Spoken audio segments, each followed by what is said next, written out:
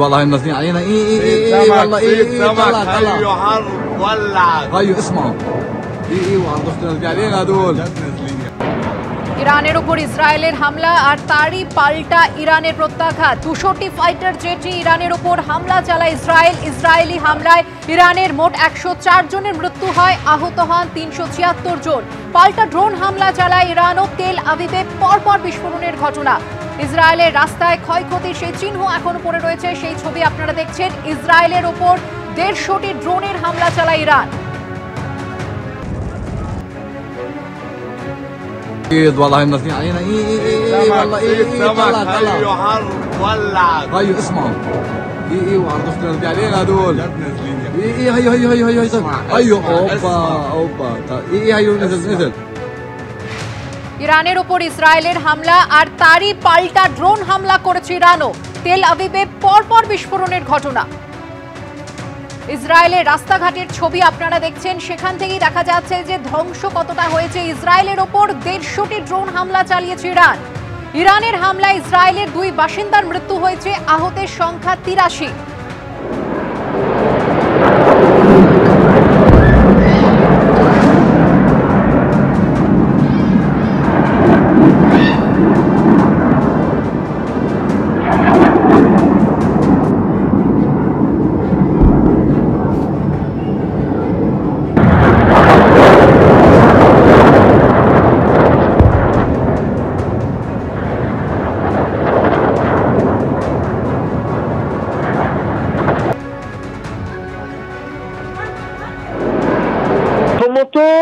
পৃথিবীর বাজারে তেলের দাম বাড়বে, এ বিষয়ে কোনো সন্দেহ নেই।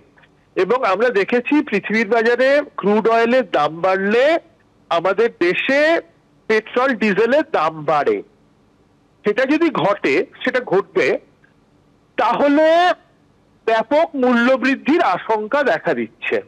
কারণ আমরা যে সাধারণ চাল ডাল সবজি খাই, সেগুলো ট্রান্সপোর্ট করার জন্যে ডিজেল এবং পেট্রোলের প্রয়োজন হয়।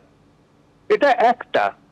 দ্বিতীয়ত হচ্ছে, আমাদের যেটা তেলের চাহিদা সেটা পুরোটাই প্রায় বিদেশ থেকে আসে, অর্থাৎ আমরা খুব আমদানি নির্ভর।